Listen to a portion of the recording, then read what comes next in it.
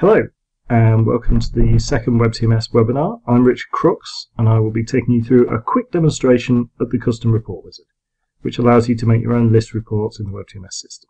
So let's begin. There are actually two ways to get to the Report Wizard from the main menu.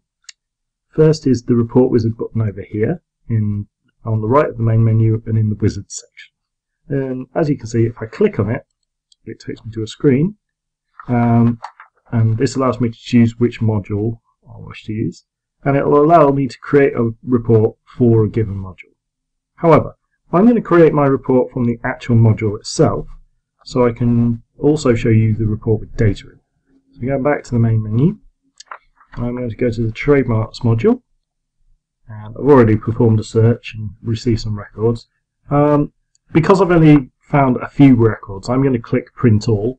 But if you had a larger selection, you might want to select a few and hit Print Selection instead.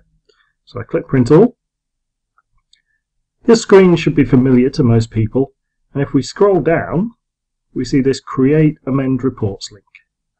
If I click on this link, it takes me to the Report Wizard screen, and this is the screen we'll be using to create the new report. As you can see, it's a bit of a blank canvas at the moment, but we can use this screen to create a new report relatively easy.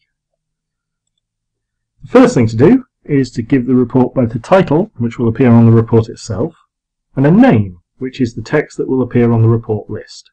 As you can see, if I type in the title, test report, if I type it correctly, test report, and then click Tab, it copies it across to the name of report to appear on the list. The next field is header rows, and we're going to ignore that for the time being and move on to sorting and grouping. These are the sorting and grouping drop-down lists. Now, if we've chosen the Trademarks module, the top three lists contain the majority of the fields in the Trademarks module. So I'm going to choose three fields to order by. First will be trademarks, the second will be country, third will be trademark status, I think. Okay. What this means is that the data will first be ordered by trademark in alphabetical order, then by country in alphabetical order, and finally by trademark status in alphabetical order. The last drop-down list specifies how this is displayed on the screen. The default is to perform the sort, but not to display the sort. Group by, however, will show a heading every time it finds a new heading value. Group by with page break and the others adds successively more to each new heading. However, I'm just going to choose group by and then click Save.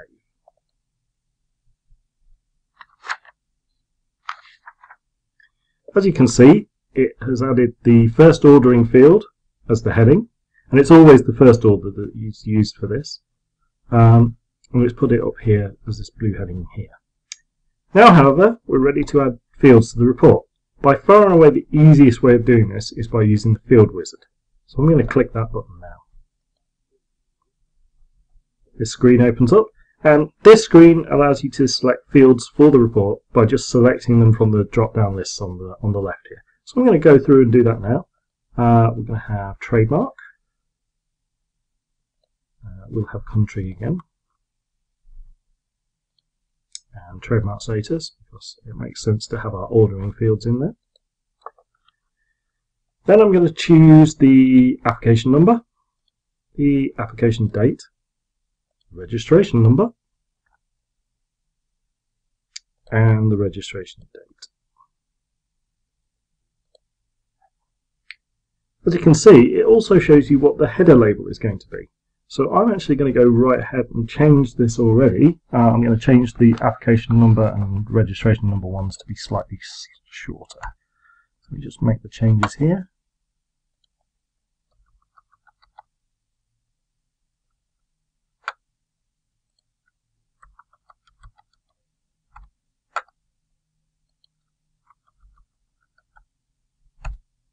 Okay.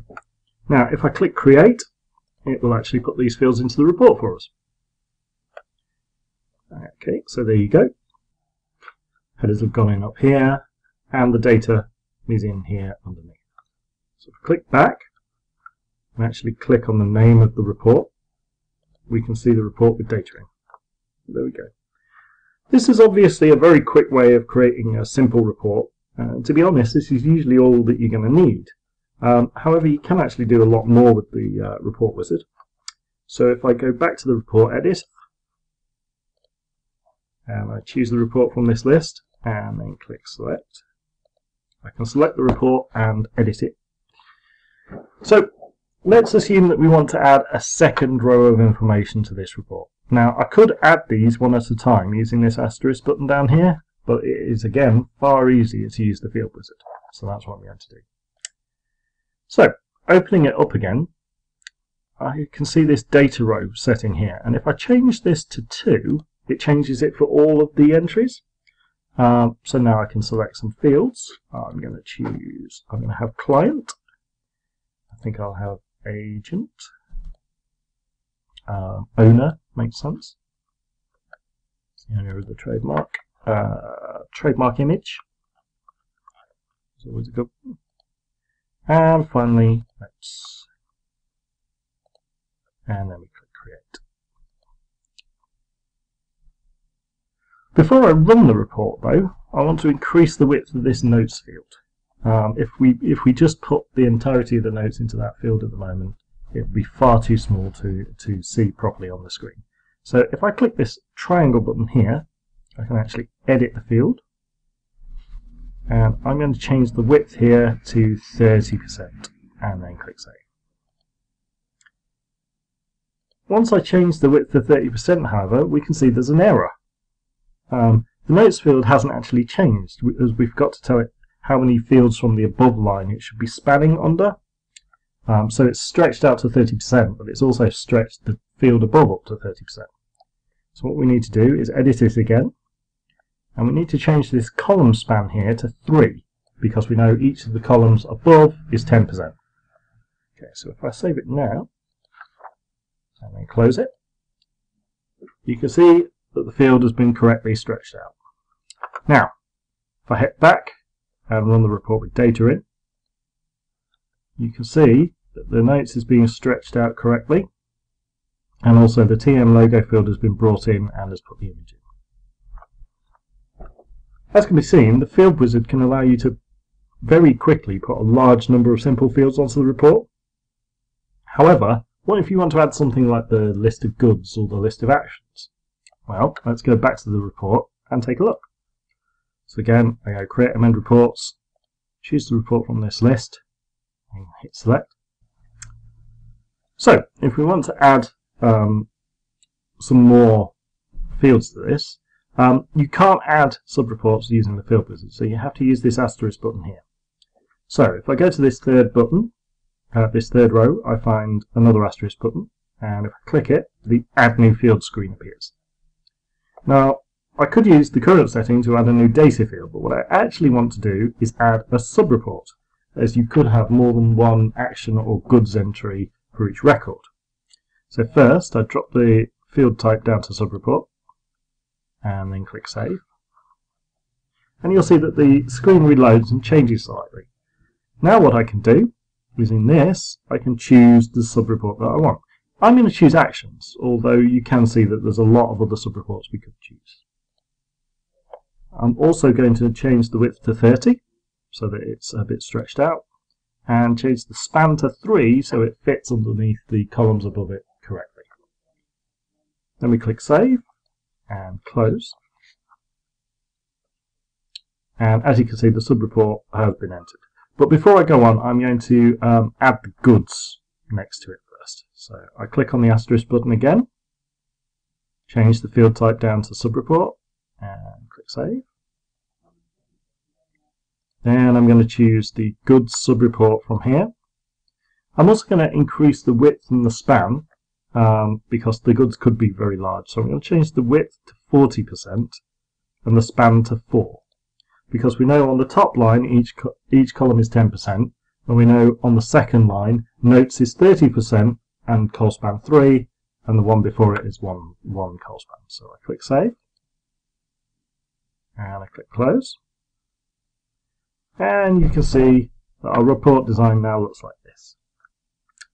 And if we go back and run it with data in, you can see that the actions and goods have been included and they've spanned out correctly. As you can see, it's relatively easy to build a powerful looking report that will give you all the information that you need. However, it has also just taken our basic formatting that the system applies to reports. This might not be what you want. Perhaps you want to draw attention to a certain field, or maybe you've got a corporate look that you need to follow. Luckily, however, we have given you a fairly powerful styling tool, which I'm going to show you now. So, go back to the editing screen again.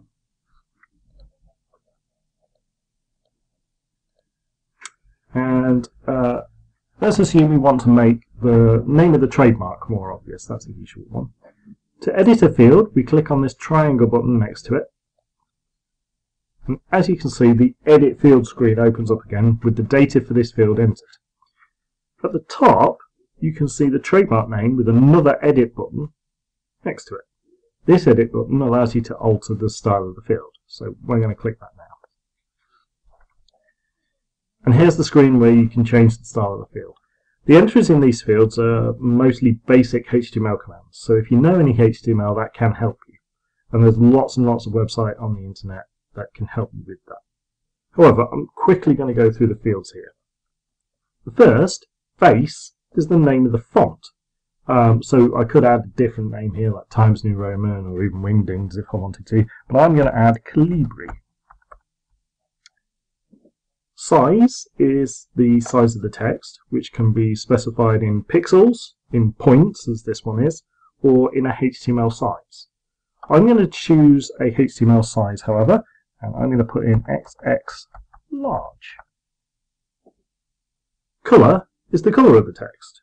Again, this is either a HTML colour name like light blue or ivory, or a hex colour.